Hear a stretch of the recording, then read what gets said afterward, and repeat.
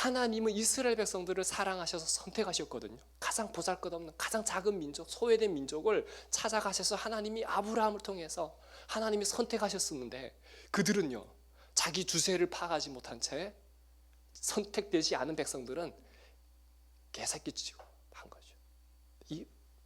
그리고 자기 우월주의에 빠져서 하나님의 사랑도 잊은 채, 그리고 하나님이 그들을 사랑하셔서 그들의 생명을 지키고자 하나님이 법을 주셨거든요. 근데 그 법을 하나님을 찾는 데 쓰는 게 아니라 하나님을 정죄하는 데, 판단하는 데 쓰고요. 더 나아가서 자기들끼리 뿐만 아니라 안 믿는 사람들에게까지도 자기를 드러내기 위한, 정당화시키기 위한 잣대로 이 율법을 악용하는 거죠. 그런 이스라엘 백성들에게 지금 예수님이 오셨는데, 율법의 완성자로 예수님이 오셨는데 결국 그들은 율법을 듣지도 보지도 그렇게 해석하지도 않았던 거예요. 그러니 예수님은, 그러니까 신약을 이해하려면, 예수님 말씀을 이해하려면 율법을 반드시 이해를 한 상태에서 해석이 나와야 돼요. 신학적 해석이. 그러니 예수님은 다 율법에 통달하셨고, 율법은 이렇게 되어 있지만 하나님은 이걸 원하셨다라고 얘기하시는 대목이 정말 많은 거죠. 그러니 그때 당시에 불편했던 사람들이 누굴까요? 자칭 하나님을 사랑한다고 생각했던 이 율법 학자들, 서기관과 바리새인들. 예수님은 또 불편한 진리를 선포하는 거예요. 그러니 이 5장, 6장, 7장은 누군가에게는 아멘으로 은혜의 말씀이 되지만 누군가에게는 엄청난 불편한 말씀으로 다가올 수밖에 없어요. 특히 삶의 예배를 강조하고 일상 속에서 하나님을 예배하는 삶을 살아가는 걸 우리가 삶의 예배라고 하는데, 이걸 미셔널 철치, 선교적 삶, 선교적 교회라고 하는데, 이 삶을 살아가는 입장에서는 불편할 수밖에 없어요. 근데 가장 중요한 건, 제가 이 말씀을 붙잡고 이미 일주일을 씨름했을 거잖아요. 저 또한 편했겠습니까? 내가 이 삶에 적용하는 것조차도 불편하지만 이걸 받은 은혜를 우리 한손만교회 성도님들 2000년 전에도 그들은 하나님과 이웃에 자기 의로움을 가지고 비판하고 정죄하고 정당화시키며 살았습니다. 근데 비판하는 두 가지 척도가 있는 것 같아요. 하나는 자기를 방어하는 정도로 상대를 하는 것 같고, 하나는 그 사람을 변화시키고자 하는 관점을 가지고 그 사람에 대한 이해와 지식과 정보를 가지고 그 사람에 대해서 판단하는 것 같아요. 비판하는 것 같아요. 여러분들은 보통 누군가를 비판하거나 판단하거나 뒷담화를 할 때 어떤 의도입니까? 하나는 나를 위한 겁니까? 나의 의로움을 위한 겁니까? 나의 옳은 것과 저 사람 틀린 거에 대한 비판적인 생각을 가지고 많이 합니까? 아니면 그 사람에 대한 긍휼의 마음을 가지고 그 사람을 변화시키고자 하는 마음을 가지고 얘기를 많이 합니까? 하루에도 수십에서 수백 번 우리는 남의 이야기에 가담하고 있습니다. 내 이야기가 아니야. 어떤 사람들을 이렇게 만나보면요, 끝까지 자기 이야기는 안 하고 남의 이야기만 하는 분들을 저는 정말 많이 만났습니다. 관계를 10년 했는데 내가 그 사람을 모르는 사람. 지금 잘 생각해 보세요. 옆에 분들 한번 돌아보세요. 이렇게 옆에 누가 있는가. 좋습니다. 누구 있는지 보셨죠? 자, 봤는데 내가 그 사람에 대해서 아는지를 한번 생각해 보세요. 이제 바라본 그 한 사람.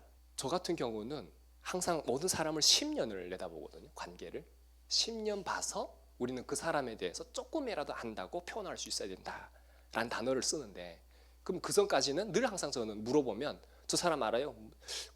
알 것도 같은데 잘 모르겠습니다. 이게 저의 답이에요.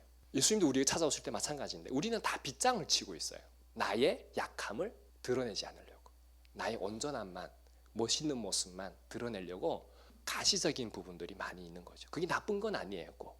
그런데 어쩌면 우리가 그 사람에 대해 안다라고 하는 거는 그 사람의 아픔까지도 내가 알고 그 사람의 비밀까지도 알았을 때 우리 서로 다른 사람과는 다른 안다는 것이 공감대가 형성이 되는 거죠. 근데 그러기까지는 그 사람에 대한 신뢰와 정말 많은 것들이 필요해요. 관계들이, 두터운 관계들이, 이해 관계들이 상당히 많이 필요해요. 이 사람을 내가 말했을 때 이 사람이 다른 사람들에 대해서 자기 말을 옮기거나, 또는 이 사람 또한 나에 대해서 공감하고 이해하고 익셉트가 되겠다라고 했을 때 자기 빗장을 하나씩 하나씩 벗기는 거거든요. 그런데 그 사람이 어느 날 그 빗장을 열어줬더니, 보여줬더니 그걸 가지고 딴 데 얘기를 비판하거나 헌담하거나 뒷담화하게 되면 다시 그 빗장은 닫히게 되는 거예요. 한번 그렇게 빗장을 닫히게 되면 옆에 사람에게 시간 주는데 더 오랜 시간이 걸려요. 그 사람에 대한 트라우마는 특히 그래요. 가정에서 부모로부터 트라우마를 받은 사람은 자기 가족 안에서 받은 트라우마 때문에 그 어떤 사람도 신뢰할 수가 없어요. 빗장을 열 수가 없는 거예요. 신뢰관계는 가족에서부터 이루어져야 되는데 가족에서부터 그 교육이 되어지지 않은 거죠. 상처받은 거죠. 그런데 어느 순간에 그것도 모르시는 분들이 그랬구나, 힘들었구나 하면서 그 빗장을 강제로 뜯어내려고 하거나 열어서 보여줄 수 있어? 나는 괜찮아. 그렇게 접근하는 방식은 안 되는 거죠. 오랜 시간이 걸려야 되는 거예요. 서로가 이렇게 관계를 맺어 가면 갈수록 그래도 이렇게 오랜 관계를 쌓아온 이유는 뭐냐면 서로에 대한 신뢰와 이해와 공감과 그 사람의 아픔까지도 내가 침묵할 건 침묵하고 기도할 건 기도하고 그러면서도 그 아픔을 감싸줄 수 있었기 때문에 지금 남아있는 분들이에요. 근데 여기서 또 중요한 게 생겨요. 아내하고 제가 어쩌면 여기에서 중심 역할을 했을지 몰라요. 그런데 전에 이 두 번째 교회 개척이잖아요. 전에 교회 개척했을 때 아내가 임신을 해가지고 지금 주한이가 착상이 안 된 거예요. 그래서 움직이면 안 되는 상황이었어요. 근데 우리 그때 교회가 5층이었습니다. 5층까지 걸어 올라가 계속 그러면 그 안 된다. 그래서 한 달 동안을 집에서 교회 뭐가 움직이지 않았을 때가 있어요. 그때 성도들이 몇 명 되지도 않는데 절반 이상이 안 나오는 거예요. 여기가 안 나오니까. 그때 깨달은 게 뭔지 아세요? 옆에서 뭐 그런 얘기 하더라고요. 강디모데 사람들이 아니라 다 이하영의 사람들이라는 거예요. 우리 정상적인 한국 교회 분들이 무슨 얘기나 싶죠. 무슨 얘기냐면 신앙이 없으면 하나님이 없으면 교회를 다니는 게 사람 보고 다닐 수밖에 없어요. 여기도 마찬가지예요. 제가 이 교회를 떠나지 못하는 이유가 있어요. 제가 떠나면 다 떠나요. 하나님은 떠나지 말았으면 좋겠는데 하나님이 또 떠나는 애들이에요. 그리고 뒤에 가서는 무슨 얘기하냐면 내가 자기들을 배신했다 이렇게. 네, 그래서 미국 큰 교회 청명받고 해도 못 가는 이유가 여기에 있어요. 네. 옛날에 개척해서 서망교회 갔더니 그까지 따라와서 배신했다고 배신자라고 계속 얘기하더라고요. 이게 좋은 말인지 나쁜 말인지 모르겠는데 관계를 맺으니까 오랜 깊은 관계가 되니까 이런 것들을 달고 사는 거예요. 근데 여기서 많은 기도와 고민이 있어요. 그 이유가 뭐냐면 오히려 내가 너무 인간적인 사랑과 관심을 베풀어서 이 사람들이 스스로 광야에서 하나님을 만나지는 못하는 것 아닌가라는 이 마음은 왜 있냐면 각자가 각자를 향한 하나님의 관심과 사랑과 동행이 있는 것을 알기 때문에 그 주권을 믿기 때문에 근데 오히려 제가 하나님의 영광을 가로채지는 않는가. 그러니까 이런 마음들을 가지고 기도하면서 가는 거죠. 근데 중요한 건 이거예요. 드리고자 하는 말씀은 이렇게 너무 유대 관계가 깊다 보니까 새로 오시는 분들 전도되거나 가끔 오잖아요. 그러면 정착할 수 있을까요, 없을까요? 정착을 못하는 거예요. 동경의 전도사님 놓고도 기도하고 동경의 전도사님 얘기도 들어보면 전도사님도 지금 우리 관계가 거의 10년 넘게 됐거든요. 근데도 계속 본인은 이 공동체 안에 정착 못했다는 얘기를 내가 들을 때 관계가 너무 깊으니까 그 사이로 삐지고 들어갈 틈이 없는 거예요. 어떻게 해야 되나. 다 흩어버리고 싶고 다시 시작하고 싶은데 그래도 또 따라올 수 있잖아요. 목회자로서 이게 너무 오랜 관계가 되니까 이런 일이 생겨요. 그리고 봐요. 아까 이제 정신 먹을 때도 가끔 들리는 소리 있을 거예요. 저를 목사라고 안 불러요. 오빠! 뭐 다 이래. 우리 여기서는 야! 뭐 이런 거. 저를 야! 이렇게 부르는 분도 계시고 오빠! 이런 분도 계시고 제가 한국 교회 사역하면 이런 일은 없거든요. 근데 우리는 완전 그러다 보니까 이 안에는 많이 있어도 서로에 대한 아프면 아픈 얘기 다 들리게 되고, 안 좋으면 안 좋은 얘기 다 들리게 되고, 좋은 얘기는 잘 안 들려요. 나르진 않으니까. 훈련을 어떻게든 시켜서 리더십을 세운 다음에 전도고 뭐고 해야 되니까. 지금 우리가 이 환대하는 공동체, 그리고 이렇게 서울드림교회나 명성교회에서 왔을 때도 우리가 서로 환대하고 하나가 되는 훈련이 안 되면 어떤 사람도 수용할 수가 없는 거잖아요. 우리가 탈북민들이 그런 얘기를 해요. 한국 교회를 가면 이방인이거든요. 경계인이고 적응을 못해요. 그런데 지금 여기는 남한 분들이 적응 못해요. 그래서 우리는 지금 노엘이 이렇게까지 3명이 남한 분이에요. 노엘이, 오시안 집사님, 다영애 목사님, 이렇게 3분이 남한 분이고 외에 다 우리 탈북민들이에요. 대단한 거예요. 이 3분이 적응착했다는 거는, 이거는 진짜 기적 같은 일이에요. 여기 적응하기가 쉽지가 않아요. 탈북민도 적응 못해서 나간 친구들이 있거든요. 그럼 나가면 보통 무슨 얘기 하겠어요?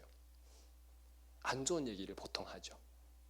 그래서 새로 오면 뭐 여기 계신 분들보다 더 신경 쓰고 더 자주 신방 가고, 신방을 뭐 하루에 한 번씩 갔던 것 같아요. 그 정도로 갔는데도 이런 비판이나 비난이나 이 2가지, 내가 관심 받고자 하거나 내가 옳다는 정당성을 세우거나 그래서 남의 얘기를 하거나, 또는 다른 사람을 변화시키고자 했던 비난과 뒷얘기들이 다시 부메랑이 돼서 자기를 찌르는 칼날이 되어 돌아온다는 거예요. 그러니 우리는 보통 남의 얘기를 하거나 이런 말을 할 때는 사람들은 그 과정을 보지 않습니다. 뭐만 보냐면 저 사람은 남의 말만 하는 사람, 남의 뒷담화 까는 사람, 그리고 그 사람을 경계하거나 그 사람을 그 인식을 가지고 보게 되는 거죠. 그러나 그게 실제로 그 사람을 변화시키거나 자기의 정당성을 주장할 수 있다면 그건 나쁘진 않아요. 옳고 그름에 대한 분명한 사례가 될 수 있으니까.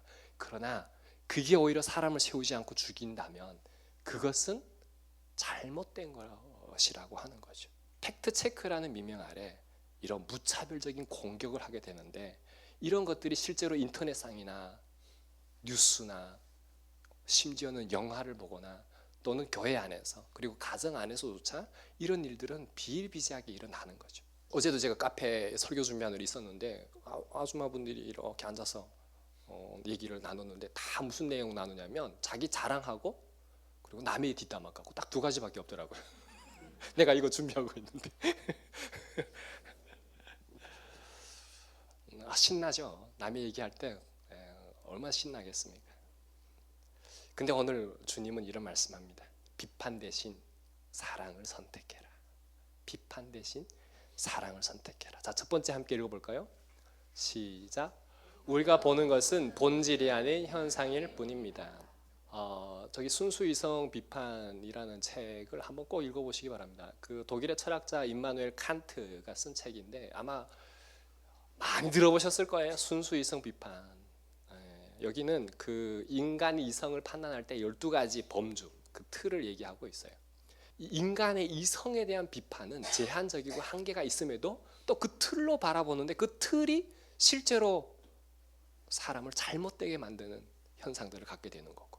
자, 그 다음에 옆에 팩트풀리스라는 책이 있는데, 제가 이 책을 가지고 이제 우리 교수님들이랑 같이 독서 토론을 했거든요. 이게 챕터 하나가 너무 다 귀한 책이에요. 이거 여기도 보면은 세상을 왜곡해서 보는 10가지 비합리적인 본능을 지적하는 거거든요. 이거 바라보는데 이 책이 정말 도움이 돼요. 이 책이. 그러니까 우리가 이 책을 보는 때 어떤 관점을 봐야 되냐면, 이 책의 저자가 말하는 관점을 가지고 이해 속에 들어가는 게 첫 번째 중요해요. 그리고 두 번째, 이 책에서 말하지만 이 책에서 좀 더 다른 관점과 잘못된 관점, 이걸 비판적 사고라고 하는데, 이 관점을 가지고 토론하는 것들이 실제로 중요해요. 그러니 책의 저자의 가스라이팅 당하는 게 중요한 게 아니라, 이 책을 읽을 때 첫 번째는 책의 저자가 왜 이런 의도를 가지고, 이런 사고를 가지고, 이런 틀을 가지고 세상을 왜곡됐다고 하거나 세상을 보려고 했는지, 이 세계를 이해 들어갔다 나오면 그 세계로 세상이 그렇게 보여요. 그런데 거기에만 그렇게만 바라보면 그때부터는 주의가 되는 거예요. 주의라는 게 뭐냐면 예를 들어서 그 사상에 빠져버리는 거예요. 그 사람의 사상, 그 사람의 팬덤이 되는 거예요. 그러면 위험해지는 거예요. 근데 그거를 또 반대 관점. 그래서 책을 혼자 읽는 것보다 같이 각자가 읽은 다음에 그걸 가지고 서로 토론하는 게 정말 중요해요. 그럼 거기에 누군가가 건강한 기독교적인 세계관을 가지신 분들이 그걸 가지고 성경적으로 풀어서 다시 재해석을 할 수 있어요. 이건 엄청난 지혜예요. 그러니까 이 책을 꼭 추천을 하는데, 자, 이 책에 말하고 있는 10가지나 12가지 이 본능이나 프레임, 이 범주 틀 같은 경우는 실제로 세상을 이해하는데 정말 큰 도움이 돼요. 근데 중요한 것은 이것 때문에 또한 세상을 부정적으로 바라보거나 사람을, 여러분 대표적인 게 뭔지 아세요? 옛날에는 사람을 어떤 유형으로 나눴어요? 혈액형을 가지고 나눴어요. 저 사람을 돕기 위해서, 이해하기 위해서 우리가 이런 틀들을 이해한다면, 좀 더 나가면 요즘은 이 혈액형 가지고 사람 보진 않잖아요. 이제는 범주가 너무 멀어진 거예요. MBTI인데 MBTI 가지고도 안 되는 거잖아요. 그래서 애니어그램이 나오는 거잖아요. 앞으로는 더 자세한 것들이 나올 것 같아요. 애니어그램보다 더. 근데 여러분 잘 생각해 보세요. 우리가 그것을 서로, 저는 I예요. 여기는 우리 아내는 E예요. 그래서 서로가 그것 때문에 이해하기는 도움이 되지만 그걸 또 다른 한편에서는 악용하는데도 쓴다라고 하는 거예요. 그러니 우리는 어떤 과정이 중요한 게 아니라 현상이나 결과를 보고 그 사람에 대해서 판단하거나 비판하는데 그런 누드를 정말 많이 범하게 되는 것이죠. 그래서 우리가 그 사람의 타인의 그 결과나 행동만 보고 그 사람을 안다고 판단해서는 안 된다라고 하는 거예요. 탈북민들은 특히 그렇습니다. 그 말을 할 때에 저 말을 왜 했는지를 조사 차원에서 들어가는 게 아니라 공감하고 이해하는 차원에서 들어가다 보면 그게 실마리들이 다 저 끝에 있어요. 저 끝에. 그걸 알고 나면 그 부분이 완전히 해소가 되는 부분이 상당히 많이 있어요. 틀렸다 할지라도. 그러니 내 기준과 잣대를 가지고 그 사람을 정죄하는 게 아니라 그럴 수밖에 없었겠구나. 그리고 다독여 줄 수 있는 거죠. 이게 예수님의 방식이 아니겠습니까? 이게 판단이 아니라 사랑을 선택했던, 사랑은 그 위에 있기 때문에 그런 거죠. 그래서 그 사람을 변화시키려고 내가 옳은 말만 한다면 그 또한 마음의 빗장을 열 수가 없는 거죠. 예수님은 이러한 우리의 한계와 죄성을 지적하시면서 뭐라고 말씀하셨냐면 항상 비판 대신에 사랑은 허물을 덮는다. 사랑으로 허물을 덮어줘라. 이거는 말은 쉬워도요, 우리가 그대로 살아내려면 정말 쉽지는 않습니다. 허물을 덮는다는 거는 내 안에 뭐가 있어야 되는 거예요? 사랑이라고 하는 에너지가 있어야 되는 거예요. 근데 여러분, 저와 여러분 아시잖아요? 사랑이라는 에너지가 충만합니까? 안 되잖아요. 안 되잖아요. 저도 지금 건강이라는 에너지가 없으니까 계속 이게 왔다 갔다 하거든요, 지금. 한계가 있잖아요. 그럼에도 이 작은 에너지를 쓰잖아요, 하나님을 위해서. 하용조 목사님의 간증에 제가 은혜 받았던 것 중에 하나가, 하용조 목사님도 저처럼 간이 안 좋았어요. 저보다 더 안 좋으셨죠. 저하고 비교할 수는 없어요. 근데 그분이 그런 얘기 하셨어요. 30% 간이 있다 할지라도 이것을 하나님을 쓰다가 자기는 하나님 나라로 가겠다. 그때 제가 은혜 받았어요. 내가 불평했던 거, 불만을 가졌던 거, 왜 하나님 왜 나한테 이러십니까? 이런 불평을 가지고 기도했던 제목이 너무 숙연해지는 고백이었어요. 저는 그분보다는 한 70% 남아있는 것 같아요. 그래서 나는 무슨 고백했는지 알아요? 그분의 믿음도 아니면서 저도 그분처럼 따라했어요. 주님, 저도 제 간을 다 주님을 위해서 드리겠습니다.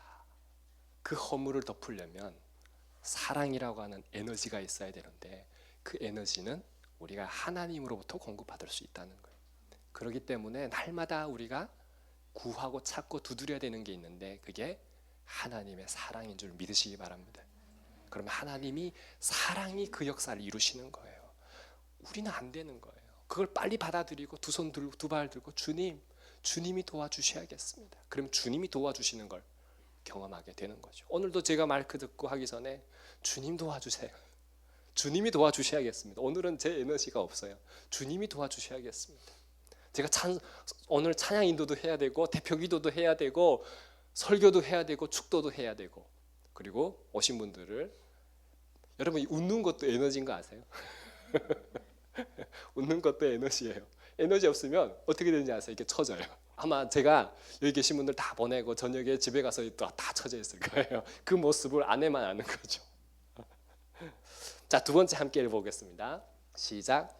비판의 교만을 버리고 사랑을 선택한 모델을 본받아야 합니다. 여러분, 성경을 읽을 때 항상 성경을 보면서 첫 번째, 하나님이 어떤 분이신지를 우리가 알고 이해하는 것만큼 그분을 닮아갈 수가 있고, 그분을 본받을 수가 있고, 그분의 사랑의 에너지를 공급받을 수 있고, 그분의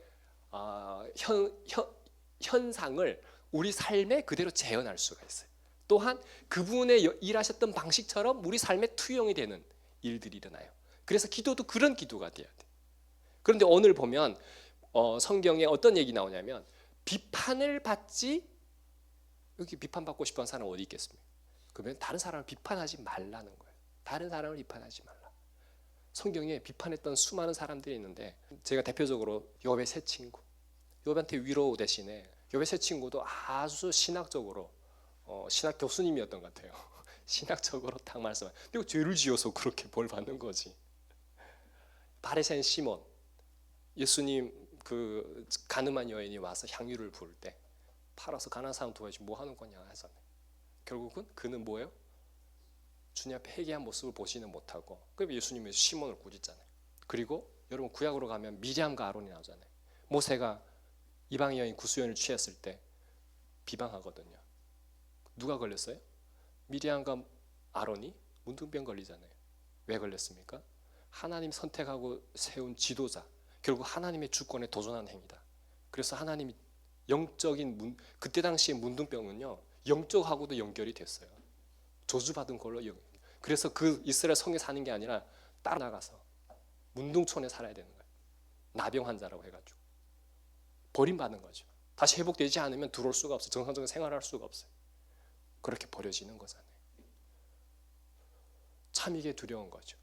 비판했던 사람들의 결과입니다. 근데 예수님은요, 비판 대신에 사랑을 선택하셨다는 거죠. 가늠하다 잡혀온 여인에게도 율법은 어떻게 됐어요? 돌로 쳐 죽이라고 되어 있지만, 예수님은 나도 너를 정죄하지 않으려니, 나도 너를 정죄하지 않는다. 다시는 죄를 범하지 말라. 하나님의 사랑이 그를 덮는 거죠. 그의 인생은 새로워지는 거예요. 예수님 만나면 이런 인생이 주어지는 거죠. 자, 베드로도 잘 생각해 보세요. 3번 부인했어요. 그러면 충분히 예수님도 나도 널 모른다 할 수 있는데, 예수님이 찾아오셔서 뭘 물어보세요? 내가 나를 사랑하느냐? 시원하게 3번 부인할 용기가 있는 베드로 알잖아요. 베드로가 어떤 사람인지. 그러면 나도 주님 사랑합니다. 그땐 거짓말이었어요. 이렇게 할 수 있는데 참 찔림이 있었나 봐요. 마지막에는 주님이 아시잖아요. 여러분, 답은요, 소미 형제 답 아시겠어요? 이거 할 때는 뭐예요? 주님이 아십니다. 주님이 그 사랑을 확인한 다음에 뭘 주세요? 소명을 주시는 거죠. 내 양을 먹이라. 내가 나를 사랑하면 내가 시키는 대로 하라는 거죠. 젊어서는 네가 원하는 대로 다녔지만 이제는 내가 지어주는 그 짐을 지고 가라는 거예요. 그 십자가를 지고 가라는 거예요. 주님의 길을 가라는 거예요. 소명을 부어주시잖아요. 그때 베드로의 삶은 새로운 소명을 가지고 살아가는 것이죠. 요셉도 자신을 노예로 팔아먹은 형들을 비판하거나 또는 복수하거나 그런 상황이 주어졌는데, 요셉은 하나님의 섭리로 받아들이게 되는 거잖아요. 오히려 비판하고 정죄하고 그들을 가두고 복수하는 것이 아니라 하나님의 사랑이라고 하는 그 섭리를 선택해서 결국 이스라엘 민족을 살리잖아요. 그뿐입니까? 과거에 네덜란드에서 성경을 우리 창세기 보면은 하나님이 빛으로 낮을 만드시고 어둠을 만드는데, 그래서 낮과 어둠이라고 하는 걸 가지고 하나님은 낮에 백의 민족 선택하셨다 이래가지고 그 신학적인 것을 만들었대요. 그래서 그때 당시에 백인들은 하나님 선택한 민족, 흑인들은 저주받은 민족. 그래서 흑인들을 강제로 잡아다가 어떻게 이제 뭐 말하지 않아도 다 아시겠죠. 그것 때문에 이 남아프리카에 백인들이 흑인들을 그냥 무차별적으로 죽이고 무차별적으로 그냥 그 피해를 받았던 사람들이 넬슨 만델라가 감옥 가서 평생 한 27년인가 23년인가 옥중 생활을 하다가 나왔는데 다시 어느 시대가 되냐면 흑인들이 정권을 잡고 흑인들이 나라를 세우는 시기가 온 거죠. 그 보통 흑인들이면 어떻게 했겠어요? 야, 그동안 흑인들이 야 넬슨 만델라한테 뭐라고 했겠어요? 야, 이제 우리 복수할 기회다. 이제 우리 정의를 세울 기회다. 이제 백인들을 때려잡고 우리 왕국을 만들자. 근데 이 넬슨 만델라는 성경 말씀을 가져다가 예수님은 사랑을 선택하셨다. 용서를 선택하셨다. 그래서 그들을 아파르테헤이트, 그래서 진실정의 화해위원회를 만들어서 그들을 다 용서하고 화해하고 그 작업을 가지고 남아프리카 공화국이 세워진 거예요. 기독교 국가가 세워진 겁니다. 여러분, 이거는 성경에만 나는 일이 아니라 우리 현실에도 일어나는 일이에요. 일어날 수 있는 일이에요. 하나님의 사랑을 선택할 수 있는 자들이, 비판 대신에 사랑을 선택할 수 있는 자들이. 그래서 십자가는 죽이는 사건이 아니라 예수님이 죽음으로 말미암아 다시 우리를 살리는 사건이 이 십자가의 사랑의 사건인 줄 믿으시기 바랍니다. 자, 세 번째 함께 읽겠습니다. 비판의 감옥에서 벗어나 사랑을 실천해야 합니다. 비판은요, 사람을 변화시키지 못해요. 여러분 잘 생각해 보세요. 북한에서 오신 분들, 우리 북한에서 생활청화 얼마나 잘했습니까? 호상 비판이라 해서 서로를 비판하는 특화된 사람들이 우리 북한 분들이세요. 그러다 보면 어느 순간에 이 사람들이, 여러분 잘 살아보셔도 아실 거예요. 방어벽을 세우는 거죠. 그런 것처럼 하는 거죠. 연기자가 되는 거죠. 이중적인 모습이 되는 거죠. 위선자가 되는 거죠. 근데 뭐 우리만 그렇습니까? 한국 교회에서도 실제로 교회 들어가면 프로그램이 얼마나 많습니까? 그 프로그램을 다 이수하고 나면 머리는 커지는 거잖아요. 그러면 실제 내 삶에 변화는 없는데 말은 그럴듯하고, 그러니 집에 갔을 때 내 모습이 다르고, 회사 갔을 때 내 모습이 다르고, 주차장 나갔을 때 모습이 다르고, 교회에서 모습 완전 다르고. 교회에서는 은혜가 있는데 어느 순간 주차장 나가는 순간 계속 싸우잖아요. 우리 모습이 그렇지 않아요. 교회에서는 은혜가 있는데 교회를 벗어나는 순간 하나님이 없는 거예요. 내가 있는 거죠. 우리가 비판을 멈춰야 하는 이유는 나 자신을 죄의 사슬에 묶여놓는다는 거예요. 그것이 감옥이라는 거예요. 영적 감옥. 누군가를 판단할 때는요, 성령님이 그걸 판단하게 하시는 게 아니에요. 그때는 성령님이 떠나시는 거예요. 그 자리에 내 교만이 있고요, 내 분노가 있고요, 어두움이 자리를 잡게 합니다. 사탄이 참 좋아하죠. 사탄은 그래서 이간질하는 자입니다. 하나님을 이간질하고요, 부부의 관계를 이간질하고요, 친구의 관계를 이간질하고요, 성도들을 이간질하고요, 교회에 이간질하게 하고요, 목사님과 사모님과 목사님과 장로님과 목사님과 집사님 모든 관계를 이간질하고요. 그래서 교회를 세워가는 걸 기뻐하지 않고 흩어놓는 것을 사탄은 참 좋아합니다. 무조건적인 수용이나 그렇다고 방관자가 되라는 뜻은 아닙니다. 비판은 정말 내가 심판자가 되어서 상대를 죽이는 거지만, 분별의 영을 달라고 기도를 많이 하시기 바라요. 성령의 지혜로 상태를 파악하고 복음을 지킬 수 있는 거라는 것이죠. 이 시대에, 앞으로 마지막 시대에 복음을 지키는 것은 정말 어려울 겁니다. 누구를 걱정하지 마세요. 본인만. 여기 계신 분들이 옆에 보지 마세요. 남편도 보지 말고 아내도 보지 말고 자녀도 보지 마세요. 나는 못 살면서 그렇게 살기를 기대하지도 마세요. 여기 계신 분들이 제가 말씀을 드리는데 본인도 못 살면서 강디모데 그렇게 살기를 기대하지 마세요. 여러분들만 잘하세요. 저만 잘하면 돼요. 하나님 앞에서 나만 잘하면 돼요. 진리를 조랑하는 자들하고 끝까지 싸우지도 마세요. 때로는 피하거나 침묵이 답일 때가 정말 많습니다. 오히려 그 상황을 하나님 앞에 맡기세요. 그게 진정한 사랑의 선택입니다. 비판 대신에 사랑을 선택하는 방법입니다. 기도하라는 거예요. 아버지가 있는데, 주인이 있는데 왜 내가 주인처럼 그것을 심판하고 정죄하고, 왜 죄지? 심판장이 되는 거예요. 하나님의 자리를 왜 내가 침범하느냐는 거예요. 아버지가 있는. 우리가 비판을 멈추고 사랑을 선택할 때 하나님은 용서하는 자를 통해서 용서의 축복을 더하십니다. 하나님은 타인의 시선과 판단으로부터 영적인 자유를 누릴 수 있도록 축복하십니다. 그리고 관계 회복을 통해서 하나님은 피스메이커를 이루어서 하나님 뭐라고 말씀하시냐면 나의 딸, 나의 아들이라고 하나님 일컬 불러주신다고 성경은 분명히 약속하고 있습니다. 사랑하는 성도 여러분, 예수님을 비판을 마땅한 우리를 위해서 비판 대신에 우리를 비판 대신에 예수님은 십자가를 지셨습니다. 정죄 대신에 예수님은 십자가를 지셨습니다. 그 십자가라는 사랑을 예수님은 지셨습니다. 그리고 그것을 우리에게 돌린 것이 아니라 저들은 아버지 알지 못하니 저들을 용서하소서. 이제 우리도 그 비판의 잣대를 내려놓고 예수님처럼 나를 배신한 자들, 나를 비판한 자들을 향해서 발을 씻길 수 있는 그 사랑을 선택할 수 있기를 주님의 이름으로 축원합니다.